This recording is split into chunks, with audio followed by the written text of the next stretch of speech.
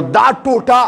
و دا زړه اوس خبره کوم چې دا به څنګه سمیږي. نو الله قرآن کې او فرمایل یا ایها الذین آمنوا اتقوا الله، اے هغه کسانو چې ایمان مروړی دی زما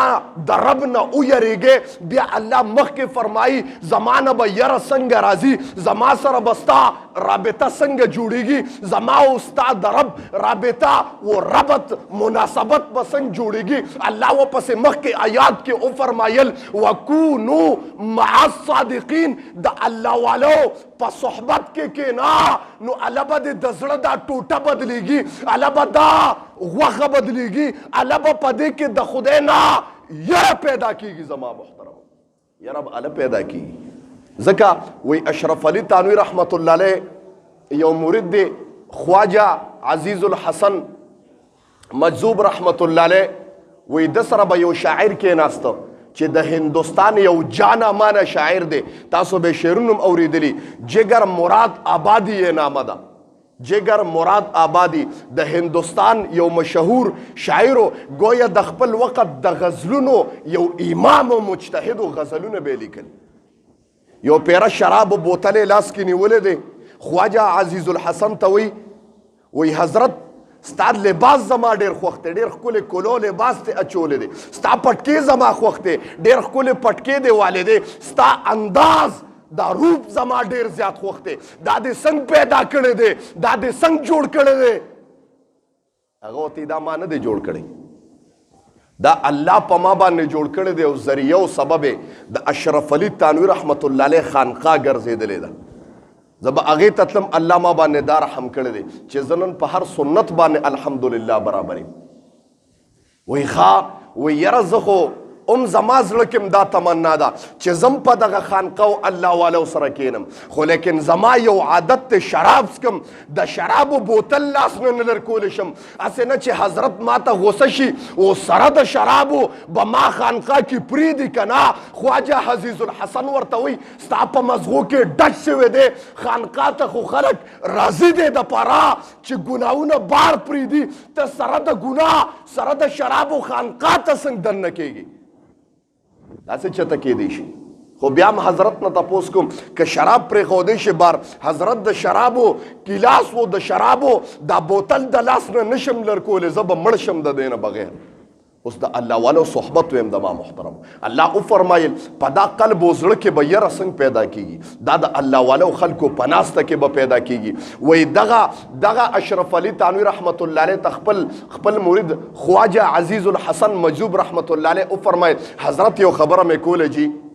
وی وایه که نه؟ وی حضرت ته د هندوستان یو شاعر دی، تاسو به نوم هم اوریدلی، جگر مراد آبادی یې نامه ده. حضرت هغه وی زه تاسو سره ملاقات کول غواړم، تاسو سره ملاویږم، خانقاه ته راځم، خو حضرت شراب نشم پرېښودی. تانوي صاحب ورته وی وایه جواب دې څه ورکه؟ وی حضرت ما وی شرابو سره او شرابي سړی خو حضرت خانقاه ته نه پرېږدي. تانوي صاحب ورته غوسه شو، ظالمه دا د څه چلو کو؟ زما پیغمبر آقای نامدار احمد مجتبی محمد مصطفی صلی الله علیه وسلم مبارک په خپل خانقاه کې و په خپل در کې په خپل نبوت والا ځای کې کافران عیسایان یهودیان پریښي دي، دا خو بیا هم مسلمان دی. وی خانقاه 24 غنټې کلو درازه.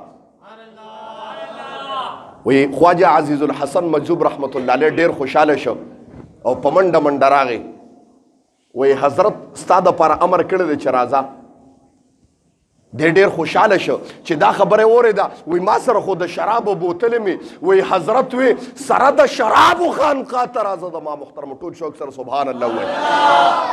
بیا سبحان الله وی، اواز هم نه راخي. وی چې دا مې اورېده چې سره د شرابو حضرت وی چې راځه خانقاه ته، وی جړه مې راله او ډېر زیات مې وجړل. قسم دی حضرت او الله والا خلک هم څه ښکلی الله انداز ورکړی دی چې دې ته هم نه ګوري چې دا انسان شرابي دی. ما به سره د شرابو قبلی، وی سره د شرابو دی قبلی. وی را روان شومه،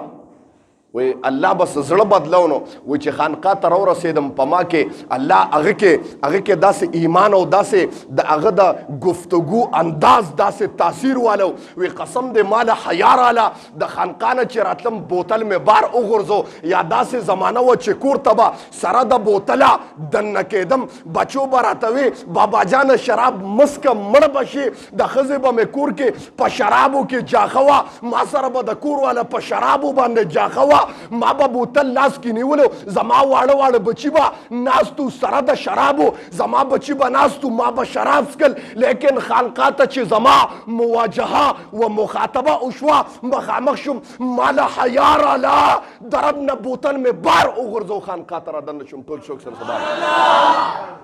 وایي چې رادننه شوم وایي ګیره خو مې پاکه خریلې وه ګیره برید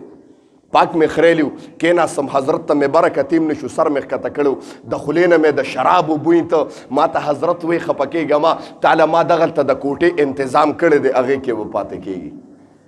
وی ما جړل ډېر ما له بې اختیاره جړه راتله ما وی حضرت ما ته دعا وکړه ما ته وی دعا به درته وکړم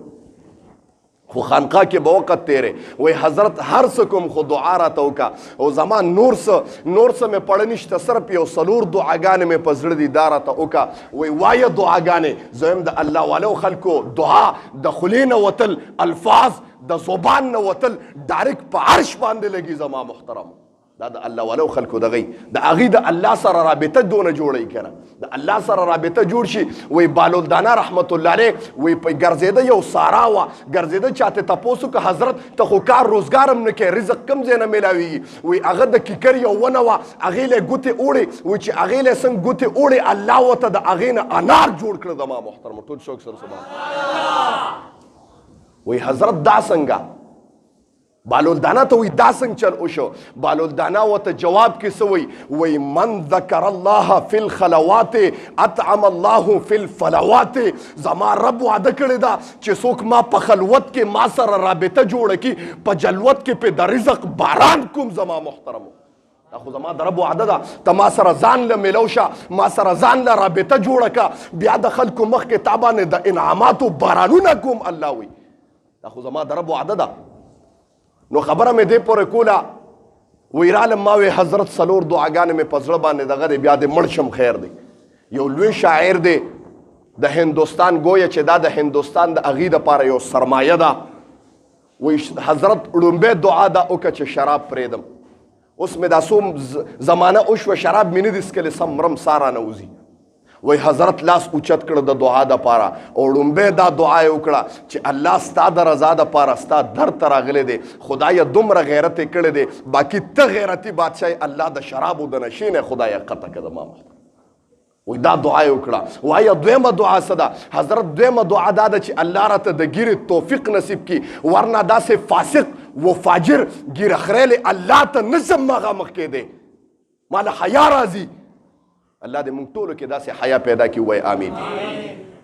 حضرت دویمه دعا هم وکړه وایه درېیمه دعا حضرت درېیمه دعا دا ده چې بیت الله شریف ته لاړ شم او د نبی علیه صلات وسلام مبارک ته سلام وکړم زیارت وکړم وایي دغه درېیمه دعا هم وکړه وایه څلورمه دعا څه ده څلورمه دعا حضرت چې الله زما مغفرت نصیب کړي وایي زه دا دعا مې هم وکړه جګر مراد آبادي چې د خانقاه نه راووته زمانه یې تېره کړه الله داسې زړه بدل کړی چې شراب یې بلکل نه څکل هغه شراب یې ډېره زمانه څکلي د بیمارۍ په بستره باندې پرېوته گویا وفات کېده ډاکټرانو ورته ووی د هندوستان ماوی سرمایه وه لوی لوی طبیبان ډاکټران پروفیسران ناله دا څه کې حضرت شراب دی ولې پرېښوده एकदम شراب مه پرېږده که ته د شراب د پرېښودو خبره کې زما رب هم قرآن کې د شراب د پرېښودو د حرامېدو ډایرکټ وعده نه ده کړې زما رب اول شراب ووی چې ښه شی نه دی دوباره وفرمایل که تاسو نه څکئ نو ښه خبره ده په درېیمه پیره کې الله شراب حرام کړه حضرت تا په एकदम شراب پرېښودل دې نه به مړ شي وایي جګر مراد آبادي د طرف طرف نه جواب راغی وایي چې شراب سکم سونه زمانه به جمدیم هغې ورته حضرت چې شراب سکې 10-15 کاله به جمدې دا جګر مراد آبادي ورته فرمایي ورته وایي زما دغه 10-15 کاله نه دي پکار وایي 10-15 کاله پرېږده وایي بغیر شرابو چې خدای ته مخامخ کېږم 10-15 ورځې هم تېرې کړم دا زما د جګر دپاره کافي دي زما محترمو الله دې موږ ټولو کې داسې ایمان پیدا کړي که مرم مړ دې شم دا خبره وفرمایله د مرګ په بسترې باندې زه وایم زما د رب په ذات یې غیرت وکړو او زما رب هم ډېر غیرتي ذات دی زما رب داسې صحت ورکړه چې د مخکې نه چې کم صحت الله ورکړو د هغې نه زیات صحت یاب شه زما محترم او دویمه خبره جي دعا خو الله قبوله کړه شراب یې پرېښوده وی لاړه بیت الله شریف ته